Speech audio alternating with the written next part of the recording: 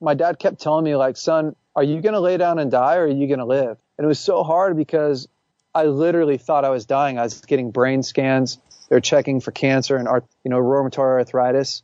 And I remember I had 4 chapters of my book, The Supernatural Power of Forgiveness, done, but I couldn't type anymore.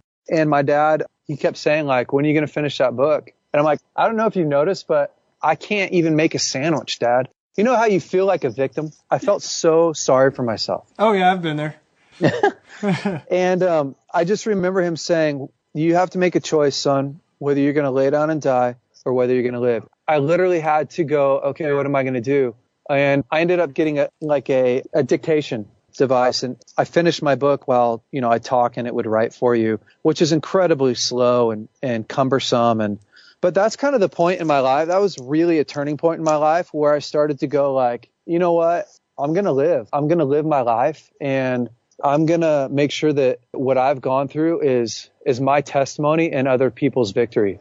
And so, I'd been counseling since I was 12, 13, 14 years old. So it was nothing new to counsel people, but it definitely took my life to another level of intentionality. Welcome to Are You Real? Finding the Authentic You, the podcast that focuses on Christians that are active in everyday life. Join in as we speak to everyone from successful business owners to educators to athletes about their faith and how it helps them reach out and revolutionize those around them to do the same. And now get ready to roar with your host, the voice of manifestation, John Fuller.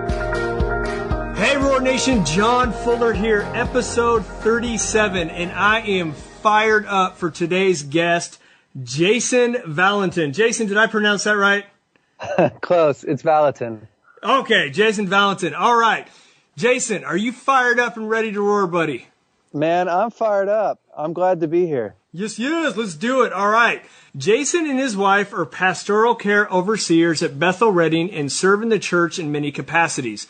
Jason is a sought-after counselor and speaker. He previously served as overseer for Bethel School of Supernatural Ministry. He's the author of Supernatural Power of Forgiveness and co-author of Moral Revolution. He currently serves on the board of Moral Revolution. All right, Jason, I barely scratched the surface, dude, of what God is doing in your life. Tell me more, my friend. Come on, man. God's doing a lot of stuff. I'm excited to one, be on here, but to talk about what God's doing in the world today, Like my bio says, like you just read, I work at Bethel Church, and most of my job is counseling or overseeing counselors and teaching classes and doing stuff like that. And I'll tell you, it's really exciting to be a part of emotional health in the church today. I can't think of another time, even in history, where, one, we had more information on things like addiction and emotional health, and also at the same time feel so embraced inside of the church. For a long time, I grew up in the church. I don't know about you. I guess we talked a little bit, so it sounds like you got saved at 20. Yeah. I can't even remember when I got saved. You broke teeth on the altar? Dude, on the altar. Which is good and hard at the same time. It has its benefits and it has its downsides. But just the amount of acceptance for counseling and self-awareness. And when I grew up, the phrase God is all you need was just so prevalent. And whether it was if somebody was going through a divorce, the whole church thought it was because the couple wasn't praying enough together, which is part of it. But man, it's just not all of it. And so I really am excited to be alive today to help educate people, to help, leaders in this movement get well, to help their kids get well. Yes. Yeah. So that's exciting. I'm kind of laughing. I'm sorry to cut you off, Jason. I was laughing when you said that because I was thinking, so at early 20s, man, I just got saved, heavily addicted to pornography, all these issues, right? And I remember going, and I just got married. I'm just got saved. I know I'm supposed to walk in righteousness, and in my eyes, I don't need to be looking at this stuff. And I'm trying to clean all this stuff up in my life. And I remember going to the pastor who was almost retired. And I'm like, Pastor, I'm struggling so bad. Like every day is such a struggle. And I remember him just kind of patting me on the back and he's like, oh, it's just a phase. It's okay. You'll get over it. Just go pray about it. And I got to the point where I was like, if I hear one more person in the church say it's going to be okay, just pray about it. I'm like, dude, I'm going to scream which I'm sure you've experienced that. So I'm excited about what you're doing because, there's younger generation coming up that has serious questions about life and sexuality and forgiveness and struggles. And it's more than just, hey, go pray about it, right? Yeah, here's the challenge with our generation and maybe the church. And for starters, let me just say for anyone who doesn't know me, I love the church. I give my life for the church. In saying that, just to not be misunderstood, yes, there's so many misconceptions that we have fed one another. For instance, like the concept, we say things in the church like, you just need to give that to the Lord. Yes, that's it. You need to go give that to the Lord. Well, like if I teach in school ministry, there'll be 1,000 students. If I stand up in the front and say, can someone actually practically tell me what it means to give something to the Lord? Can anyone do that? And I'm not saying there's nobody that can, but I'll tell you, the average person says it, and there's only a few people that actually know what it would look like to give something to God, besides just, I'm going to pray tonight about my porn problem. Let's take your porn problem, because it's a common cold nowadays, right? Yeah, it's a common cold, yes. It is. I mean, if you're a counselor or whatever, if you work with men at all or women, you realize pornography no longer is this secret that's in the closet and only a couple people do it. No, the statistics are outrageous. So it is the common cold. Well, if you decide I'm just going to give that to the Lord, and so every night you pray and you go, Lord, I'm giving you my struggle tonight, and you wake up tomorrow and you still have the same struggle, I would say that your process of giving something to the Lord isn't very effective. Yeah. It's like this. If you give me $100, when you wake up tomorrow, you're going to be $100 poorer because I'm not giving it back. Absolutely. So, I think a lot of my passion is to actually explain to people simple concepts like that. What does it really mean to give something to the Lord? There actually is a real process. What does forgiveness really mean? Yes, it's like an onion, but gosh, you shouldn't have to forgive your whole entire life. I mean, an onion has an ending, has a core at some point. Absolutely. Jason, tell me a little bit about your story before we go. I do want to ask you questions like where rubber hits the road for my listeners as far as what giving it to the Lord looks like and some of that. But let's back up to the point before you ever got there. You obviously have a story of what I'd call hard knocks for you to even get there. Can you take us back to why you even got into this? Yeah, I can. Man, we have to go all the way back. My passion for people started when I was really young. My dad's a pastor. Growing up, he was a business owner all the way up until I was 18. We ran auto parts stores. But I was sitting around the table one day when I was about 12 years old with my dad, and he was talking about David and his mighty men. And I don't know about you, but David and his mighty men, that's probably one of my favorite Bible stories, the feats that they did. Yes. Just incredible. So you can imagine being 12 years old, sitting around a table, and my dad telling me, listening to my dad. He's a great storyteller. And he started telling me about how David was hiding and these men, these outcasts were hiding with him. And then pretty soon, they were transformed into what God had actually created them to be because of David. And I started listening to the story unfold. And if you're listening to this podcast and you don't know what I'm talking about, I challenge you to go and read about David and his mighty men.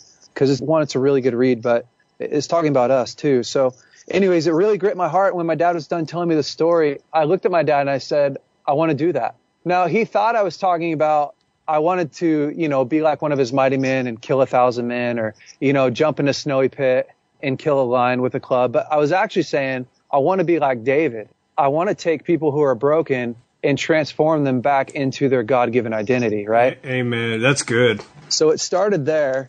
And then a couple weeks later, I remember not wanting to go to youth group because, when you're 12 or 13 years old, youth group sucks. At least my youth group did. It was bad, man. Was your dad the pastor then? He had pastored the youth group, but he wasn't in full-time ministry like he is today. Okay. So, yeah, again, he was just a business owner, but we never missed a service. Never. Up until 18 years old, maybe I missed 5 services my whole life. So you can imagine telling my dad that I don't want to go to youth groups like telling God that you're not sure he's doing a good job, That went over really well, huh? Dude, I sat my dad down and I said, Dad, I really don't want to go to youth group. And I was trying to be smart. You're like, have you studied the long-term effects of boredom on kids? But anyways, yeah. So I just said it's really boring. It's super boring. There's kids there that aren't saved. The worship sucks. And my dad was really calm, and he looked at me and he said, it sounds like you're going for yourself. Now, I thought that we were on the same page. Like, I thought when he said that, like something hurt. And at the same time, I thought, yeah, I am going for myself. Well, he looked down at me and said, you said, son, listen to me. Going for yourself is the lowest level of living. Like, you ever feel like somebody says something to you and it just like get the wind knocked out of you? Oh, yeah. Like, it totally hurt. Like, they just cut your head off without you even knowing it. Dude, there was so much conviction in it, even at a young age. There was so much conviction in his eyes and in the truth that I was taken back. And he said, look at me, son. So I looked at him and he said, you're special. You have something that people need. You're not going for yourself, son. We stopped doing that years ago. And I started to go to youth group every week from that point on. And every week at youth group, I would find somebody that needed help every week. So, I don't know what every person listening to this podcast believes, but I'll just tell you, my personal journey at youth group was when I was 15 years old, we were casting out demons. When I was 16 years old, we're praying for the sick. We're doing healing. I full on believed people need me in this world. And age didn't really matter. My dad would say age is only one qualification for leadership. So I really started counseling at a really, really young age and mostly found what I was born for at a very young age. Wow. Because of my father. Yeah. So, fast forward, sorry to talk so much, but I guess that's what a podcast is. Yeah, that's what we want to hear it. Fast forward, I got married at 18 years old. When you live in a small town, there's nothing to do. It's really boring. So you get married young. I mean, that's just what you do. Engaged at 17, married at 18, kids by 19. I had 3 kids by the time I was 24. In 2008, my wife left me and I ended up I was divorced, which I wrote a book on that. People can go find the book. They can hear the teaching, the podcast. So I won't spend a ton of time on all the details, but I don't know if you've ever gone through life and you feel like everything's great. I mean, not that it's an Instagram world, but life is well. And then all of a sudden, like, you can't figure out when it changed, but you just find yourself in this spot where everything feels like it's on fire. In 4 months, I went from, man, life is really great, my kids are happy, to what's going on with my marriage? And like, I can't stop this momentum, this freight train that feels like it's driving off the cliff. Like, I could not save my marriage. I want to ask you real quick, because I want to dig a little deep into that. Do it. If you don't mind me, what happened? Because I think so many men are oblivious to what you just said. I've heard many guys say that. I've even had my wife say that. Like, you think everything's great, marriage is great, kids are great, and we're dying over here. Yeah. So either you missed something or something radically happened. Can you take me there? Because I've been there. Where I missed something, and I think a lot of people do. Yes, I will. And I'll tell you, I have to be careful because I want to make sure that I am protecting my ex-wife too. So okay. If you feel any hesitancy, it is that. I have a really great relationship with her, and I feel like that's part of the covenant that I made with her in the beginning, but that's a whole nother topic. So, my ex-wife, her family was much, much different than mine. I grew up in a Christian home. Her mom was a drug addict, and her dad left her at 3 years old. And so life for her was much different, and there was stuff going on in her that I didn't know was happening, even though I'd ask.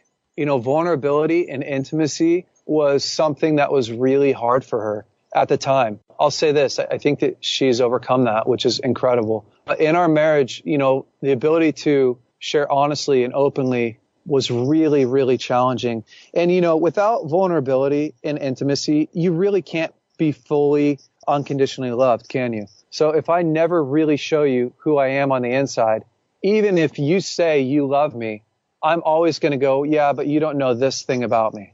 There's always a wall there. Yeah, and if you really did know this thing about me, you wouldn't really love me.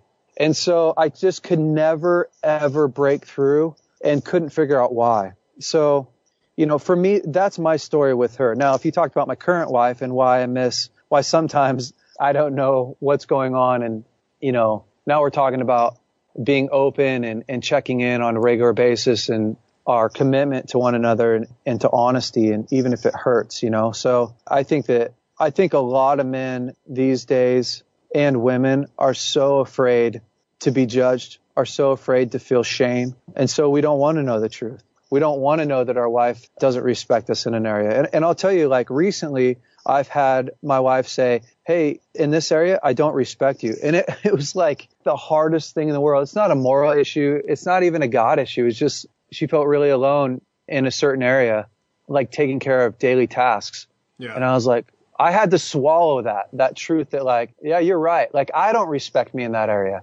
But, my previous marriage, it really wasn't that. It really was.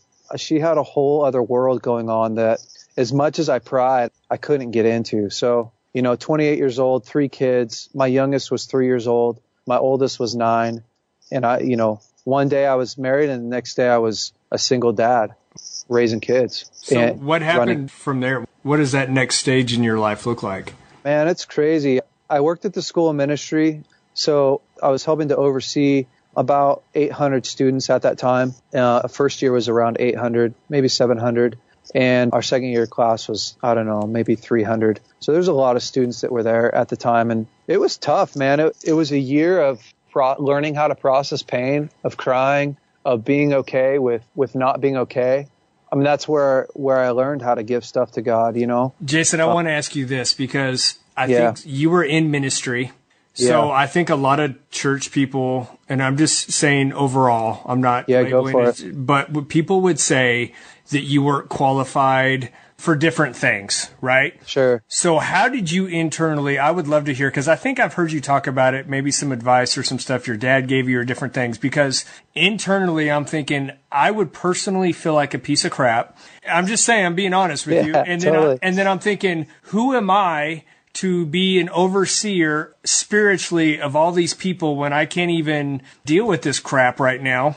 And, but that's not the truth. But mentally, I'm assuming right now, but that you're just getting bombarded by demonically going through that. Were you, and how did you process that? Yeah, there's a couple things. One, I mean, some people aren't qualified, it just depends on what happens. So every circumstance is different.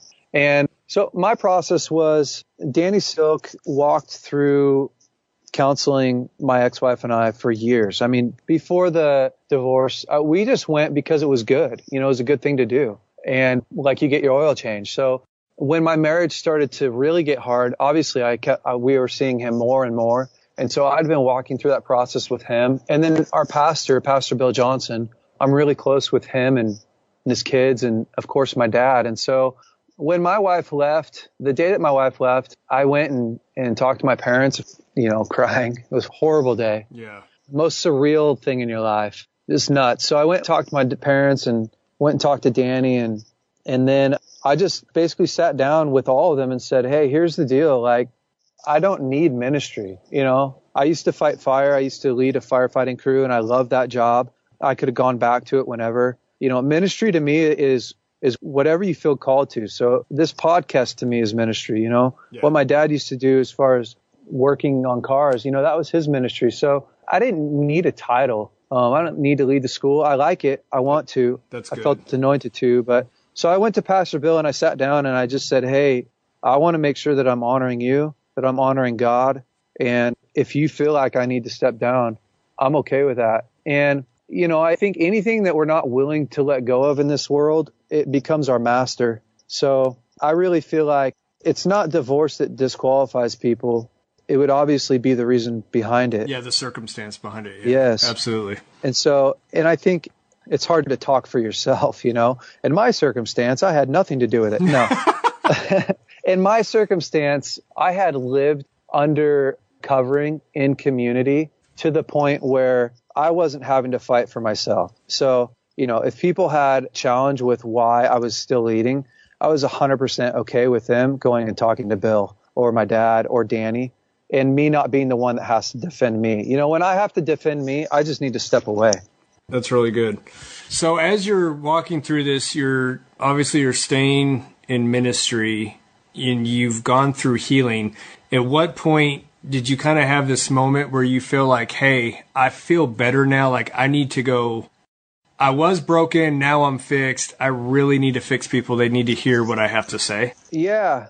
Probably I didn't feel normal for about 6 or 7 months. Every good, happy memory turns to pain when somebody leaves. So that was a major challenge. And I'll tell you, the most devastating thing that came from my divorce, like a year and a half later, I ended up in a nervous breakdown. I've lived like 3 lives, man. It's crazy. For reals.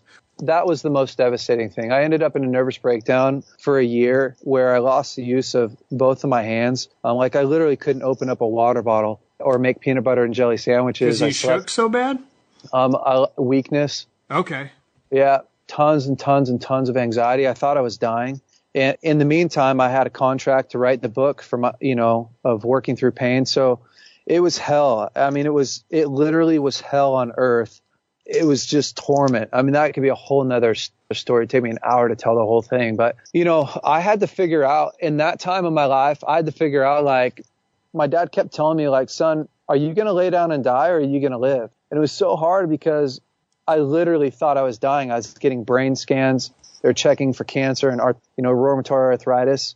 And I remember I had 4 chapters of my book, The Supernatural Power of Forgiveness, done, but I couldn't type anymore. And my dad, he kept saying, like, when are you going to finish that book? And I'm like, I don't know if you've noticed, but I can't even make a sandwich, Dad. You know how you feel like a victim? I felt so sorry for myself. Oh, yeah, I've been there. And I just remember him saying, you have to make a choice, son, whether you're going to lay down and die or whether you're going to live. I literally had to go, okay, what am I going to do? And I ended up getting a dictation device, and I finished my book while I talk and it would write for you, which is incredibly slow and cumbersome. But that's kind of the point in my life. That was really a turning point in my life where I started to go like, you know what, I'm gonna live my life, and I'm gonna make sure that what I've gone through is my testimony and other people's victory. And so I'd been counseling since I was 12, 13, 14 years old. So it was nothing new to counsel people, but it definitely took my life to another level of intentionality. Yeah, that's powerful. So at what point in this process did you I'm assuming you got your hand functioning back? Yeah, I did. It actually took me getting on medication for me to get my anxiety under control and to get out of the nervous breakdown. So it took about 2 years being on medication before I was fully functional. Wow. That's good for people to hear that, because I think I've been in those places where people are so spiritually minded that everything's a demon and needs to be cast out, and medication is bad, but sometimes you just need it to get it fixed because obviously the other's not working. I mean, there's such a fine line there. It's hard. I've been around it before. Yeah. But I'm glad you said that, because I think sometimes people need to hear that. Man, I wish it would have been a demon. Yeah, I'm with you. You know what I mean? Yeah. It's like, well, I have authority over that. And honestly, we have authority, in healing and stuff, but I don't see it as a second-class healing if you get well through a doctor. I mean, that's their gift. Yeah, a doctor's anointed to heal. So, and, I was on Prozac for years, and I'm fine with that. I mean, there's no shame in that. It's just, some people say, like, surviving is bad, and I guess it just depends on where you're at in life. If you feel like dying and you survive, that's a good day. Oh yeah, it's like one notch above. Maybe it's not where I'm supposed to be, but it's a heck of a lot better than being 6 feet deep. Totally, man. So if you've never gone, people who've never gone through nervous breakdown before, they're the ones that have a ton of opinion about, medication. But you get humbled really quick when you can't raise your kids. It's just humbling, man. I got a 4-year-old I'm trying to take care of, and I can't make him a sandwich. I mean, talk about humiliating. It's just incredibly hard. So, that was the lowest point in my entire life, was that. Okay, so take me to, like, you're out of this now. So we're at the bottom of the low. Yeah. At what point, dude, do you feel kind of like, whether it's a couple years down the road or whatever, but you're kind of in your zone, or do you feel like you're in your flow and you're like, hey, this is what I'm created to do. I'm helping people get fixed because I'm fixed. Yeah. Dude, I mean, the craziest thing is I never stopped ministry in that time. I slowed way down. Actually, I switched job positions, but really in the last probably 5 years. I remarried 3 years later in 2000. Let's see, I was 31 years old. I'm 2010, I was when I got married again. Yeah. 11? I don't know. Sorry. Somewhere in there. Yeah, I've been married 5 years. So 2011. Remarried. And that really started in where I felt complete, Again, being a single dad and actually feeling like you have the capacity to do anything besides take care of your kids, get your head screwed on straight, go to work every day. I was in survival mode for a while, but it wasn't until probably I got remarried where I started to feel like I can do this. One of the effects of feeling really powerless of my nervous breakdown was I felt really fragile. And, so probably the truest thing is up until about 3 years ago, I felt really fragile.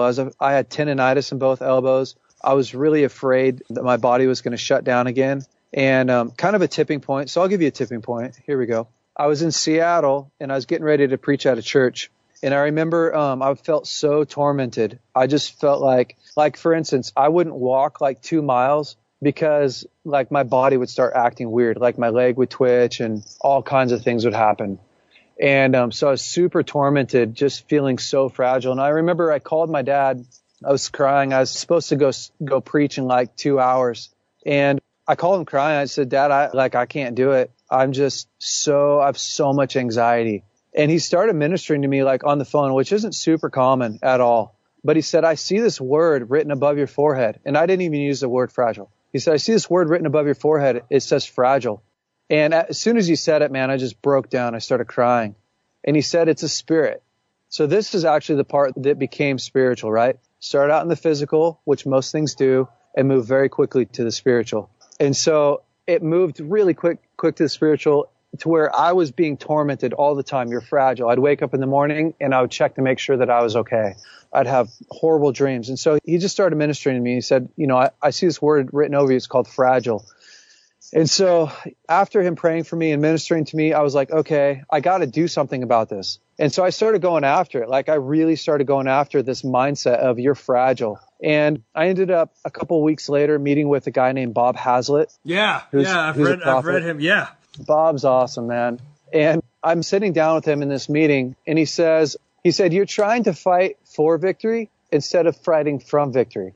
And I'm like, explain that to me. So he started to explain, what it looks like to fight from victory instead of for victory. And so I grabbed that piece, and I just started gathering like this case for my life. I started building a case with God that said, you are not what you think you are, son. Like you are not fragile. So, and I started saying that over myself, and I'd write it on my mirror and I'd put it in front of me. Like I actually did practical things that reminded me like, dude, you're not fragile. So instead of waking up in the morning, when I woke up in the morning, I made sure that I had something to focus on, and which is a huge key for people. If you don't know what to do when your feet hit the ground in the morning, if you don't know what you're working on, you're behind the curve.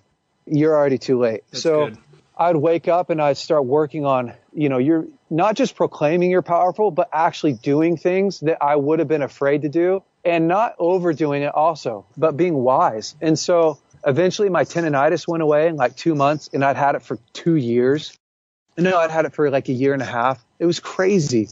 And most of my anxiety left. My whole entire life changed when I started to fight from victory instead of for victory. When I started to go, you're not fragile. When I started to confront that, the tormentor that was saying, you can't do it. You are weak. You're broken. You're not going to be enough. So you were rejecting the lies and receiving what God was saying about you and speaking it out. Speaking it out, but then actually going and doing it. So, which for me is key. Like we can proclaim all we want, but unless you actually do, so you can say, I am lovable, but unless you treat yourself lovable, unless you set a boundary with somebody, unless you do intimacy, unless you share your feelings, unless you have needs, then you don't really believe that you're lovable. So I was having to do things where I said, I'm fragile. Well, it could have looked like splitting wood. It could have been really practical things or moving somebody's house. Like before, I'd just be so afraid that I was going to relapse back into being weak and my anxiety and my nervous breakdown that I wouldn't want to be around people. I wouldn't want to do any physical exertion. It was like having post-traumatic stress. It was so crazy, but I just slowly had to work through it with God. and the community around me and actually do really practical things every day. Jason, if I was to sum that up, I would say that basically you started believing the truth of who you were in God's eyes and started rejecting the lies that the devil was feeding you. Yeah. Yeah, no, it's true. Yeah, that's awesome. It's so true. Okay, so I want to ask a couple questions. What do you feel like your biggest strength is in what you do? My biggest strength, I think, is obviously counseling, working with people. I've just done it for so long. I think authenticity is probably the thing that people love about me the most. And I think because I've done counseling for so long, I pick up people's personalities really quick. And typically, I don't know, it's hard to talk about yourself a lot without feeling like you're talking about yourself. But being able to answer questions, being able to figure out what's wrong with people, why they're that way, and how to get out of it. So that's really what I'm known for is, where I go or if people come into my office, I'm really good at figuring out why you are the way that you are, how you got there, and then how you're going to get out of it. So, it's funny. I was thinking at one time I was sitting down with a pastor friend of mine and a group of friends. This is several years ago. And I was starting to have this thought. And I remember sitting there and I asked him, I said, what if what we do in the physical is what we're called to do in the spiritual? And right. I said, well, what do you mean by that? And I said, well, for example, I said, I build homes and I do remodels by trade. Yeah. I said, but I love to help people and fix people. Yeah. And I said, so what if that carries over? And the reason I say that, it made me think that you guys had a auto parts store, which means the cars are broken down. And what did you do? You provided the parts to fix the cars to make them right. It's so true. Man, my whole life from firefighting, when I ran a firefighting crew, I mean, your gift is your gift. So when I fought fire, I did the same thing there that I do here. I would take a man who wasn't saved. I wouldn't get him saved. I would just spend time with him until he felt like I loved him. I mean, that was my whole job. Just my whole job was to make the world around me feel loved and lovable. And today, it's just a different level of that. So, but on a regular, everyday basis, I'm going to go into the office. I'm going to counsel. I think the other area that I'm strong at, again, like we talked about in the beginning, is taking concepts like we talked about, bringing something to the cross and really breaking it down so that the average person can do it instead of it's this great revelation, but nobody knows how to do it. That's probably a pet peeve of mine is hearing a great Sunday morning service message and then people walking out the same that they walked in. So let me ask you this, because we're getting short on time. Let's do it. Can you sum that up? We talked about at the very beginning. We said, give it to the Lord. Yeah. Can you sum that up in a couple minutes or less and give people practical steps when somebody says, hey, give that to the Lord? What does that look like to lay that down? Sure. A couple of things. So let me just explain just really quickly. So when I was working through my divorce, for instance, it's just a really, really easy explanation. I would be incredibly angry, so angry at maybe feeling ripped off. So I remember having a memory of my wedding day. Now, this was in my divorce. I remember I'm having this memory and I see my wife coming towards me on my wedding day. And the physical, I start crying because I'm thinking to myself, is anyone ever going to love me again, right? Yeah. And I'm thinking, I'm so angry because I gave my vows. I saved myself, my purity for one woman, and she took that and just trashed it. And now I don't have anything valuable. So what I did with that was instead of saying, I forgive you, right, which is the Christian thing to do, I ran up to my office and I'm bawling because I'm in this memory. And I remember saying to myself, I don't want to lose this memory because each painful memory is a gift. So I grabbed that memory, ran up to my office, put on sad music, and I let that memory play. And I would journal at the same time. I journal to music. And I'm writing down how angry I am. I'm not censoring it. And I'll tell you, a lot of people get stuck because they think that their anger is a commentary on their character instead of a commentary on how much pain they're in. And so I'm literally writing out how angry I am and what I think of her, right? All these judgments. And if you write and you cry long enough, eventually you get to the place where you're empty. Yes. Have you ever been there before? There's nothing left. I have, man. Yeah, it's a great place. You can only say I hate you so many times before your eyes are bloodshot. You think your head's going to explode. So I waited, I do that until I get to that spot where I literally have nothing left. Well, the beautiful thing about that is once you remove anger, you actually see what you're really mad about, especially if you journal it. So what I really figured out was I'm not just mad that she left. Yes, I'm mad that she left. But my real question, the real question that I have, the real thing that I need from the Lord is anybody going to want me again? Is anybody going to want me? Now, on other days it was, are my kids going to be okay? So once I had that, once I really knew what I felt powerless about, right? The root issue of anger is powerlessness. Once I figured out what I really felt powerless about, now I can actually ask God what he thinks about that. Not about my crazy anger, not about my judgments. Lord, am I going to be loved again? The crazy thing is, it's not the theory of God that heals us. It's the words of God. Amen. That's good. So when I literally ask God specific questions for one memory, not a million memories, one memory, ask God a question for one memory, now I really am bringing something to God, aren't I? And when he answers that question for me, in that moment, in my moment of pain, when I'm emptied out from my judgment, when he says, son, let me show you something, all of a sudden, I've just traded him my pain and my anger for his truth. Now, the cool thing is that because I have his truth, right, it trumps my feeling, my powerlessness. So now I no longer feel powerless because in an authentic, raw place, God has met me. So from that place, I begin to ask the Lord, how do you see my ex-wife? Now, he'll show me a picture about her. He'll show me something about her, which will give me compassion. From a place of compassion, I go back and I forgive. The problem, so I'll tell you forgiveness too. The problem with the way that we do forgiveness nowadays, well, I guess probably forever, is most people go, we need to forgive because it's the right thing to do. You know, the tormentors will come, or I don't know, you'll get in a car accident, whatever people preach. I'm not even sure. Not even sure what they say, but yeah. But forgiveness without compassion is fruitless. Yeah. It doesn't work. It actually literally doesn't work. So that's why people get stuck saying it 1,000 times. But when the Lord meets your need, and then when you see somebody through God's eyes out of compassion, it's not hard to go back and give a genuine, I forgive you. I forgive you because of what the Lord's giving me. I forgive you because of how much I've been forgiven. I forgive you because you don't hold a grip on my future. So anyways, for me, that's a lot of what it looks like.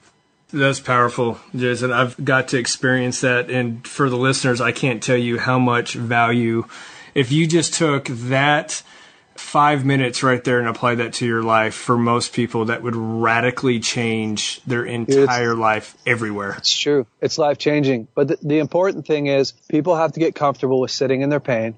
We're not supposed to escape pain. James 1 says, consider it pure joy when you encounter various trials. For the testing of your faith produces perseverance. And when perseverance runs its course, you will lack nothing. So, blessed are those who mourn, for they are comforted. Well, you never get comforted if you don't mourn. And you never get the blessing of perseverance that perseverance provides if you don't sit in your pain. And the other thing I'd say is don't try and process your whole life, in one setting. Take it moment by moment. Don't try and bring everything to the cross. Just bring one thing. Bring one thing to God. Man, it's a whole nother subject, and I don't even want to go down this rabbit trail, but I was just thinking how much the enemy tries to lie to us about drugs and alcohol, because people obviously start to drink or do drugs because it hurts so bad. Yeah. And the enemy tries to mask that. So, because if we never deal with the pain, we never fully mourn, which means we never get it out. Yep. And it's like a temporary Band-Aid that never gets healed because we just keep throwing the Band-Aid on it instead of letting that process happen. It's true. And then you have to medicate. You got to medicate that pain. Yeah. It's so true, John. I mean, it's rampant. Man, it's good stuff. So, Jason, what is a recent book that you've read or that you would like to recommend to our listeners? Man, there's a couple books that I think are great. Daring Greatly by Brene Brown. Anything that Brene Brown's written, I think is awesome. The Gift of Imperfection. I also just finished David and Goliath by Malcolm Gladwell. That was a really good book. Yeah, it was a good book, man. It was a great book. I like all of his books, to be honest. Dude, every book that guy's written have been phenomenal. Yeah. My dad just wrote a book called Destined to Win, and I just started it this morning. I did some editing in that book a little bit. It's a phenomenal book. I don't know, I kind of read in seasons, if you will. I don't read all the time, but those are some of my top books that I would recommend. There's a book that I think your dad wrote on another Destiny one, or I can't even it's the spiritual warfare one that he wrote. Yeah. My wife is eating that up. She threw it at me the other day. She's like, you need to read this to the kids. It's phenomenal. And I'm like, okay, I'm on it. Yeah, my dad's a boss. He is literally the best man I know. Yeah. I love my dad. I love listening to him, man. He's great to listen to. Okay, real quick, I want to, if you can wrap this up, we'll make it last question. If you could go back to the younger you, Jason, what would you, did you remember the movie Big with Tom Hanks? Yeah. Okay, so you're going to get to go back and tell the younger you something. It's not going to change anything. You're just going to give yourself advice. Yeah. What age would you go to, and what advice would you tell yourself? I would go back to probably 16. Lived in a small town, and I didn't know that the world existed. It sounds funny, but growing up in a small town, my dream was to work for the Forest Service out in the woods every day, to get married and have kids, which that's not a bad dream, I'll tell you. But that was as far as I could see. I didn't know New York existed. I didn't know that, people like you were running around. I didn't have a clue. So, a couple things I think that I would tell myself. I would try and do a good job at expressing how much fear is a lie. That fear has done more damage to me than any human being, any divorce, just fear in general. So, embracing courage, I would tell myself. Explore. I think I would say to explore more. Again, I was so set on Weaverville, on the town. I never went overseas. I didn't do anything like that. So it's probably not super profound, super insightful, but those are the things that really affected my life. I got married so young that, I didn't really I feel like I missed out on a lot of things that young adults actually have access to. Good thing you're still young and you got a lot of years to go, brother. Yeah, it's true, man. Jason, where can my listeners find? I know you have books, resources, ministry, you speak. Where do my people find you, man? Yeah, they can. So I wrote the book, Supernatural Power of Forgiveness, so they can read that. They can find me at Bethel Church, so ibethel.org. That's basically how they can connect with me. And then social media. So I have an Instagram, Vallotton. Mostly you'll just see a lot of quotes and then some fishing pictures and hunting. So I hunt and fish like crazy. Jason, before we get off, I pray for my guests before we start. And I want to share a word with you that I just heard the Lord say, if that's cool with you. I love it. Okay, man. It says, Jason's story brings the power of forgiveness and my goodness to thousands. This generation will taste and see my favor, my love, and my goodness on them.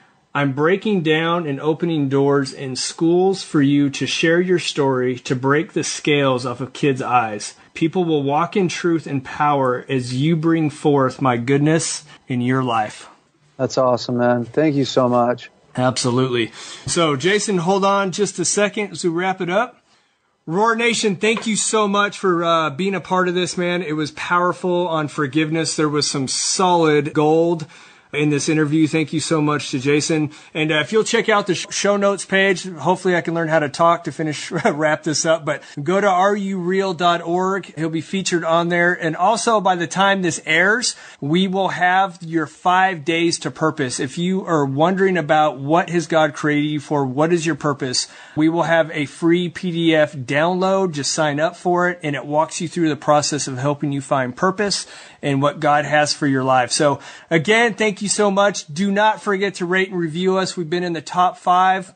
And iTunes, we hit number 1 in December. And as I close every show, just remember, be real, be authentic, and be you. God bless. That's all for this episode of Are You Real? Finding the Authentic You. Be sure to go to rureal.org for your free questionnaire to identify your gifts and talents and how you can use them to help people become leaders and catapult them into their destiny to help others become the leaders of tomorrow. We appreciate you spending your time with us and look forward to helping you reach out and revolutionize next time on Are You Real? Finding the Authentic You.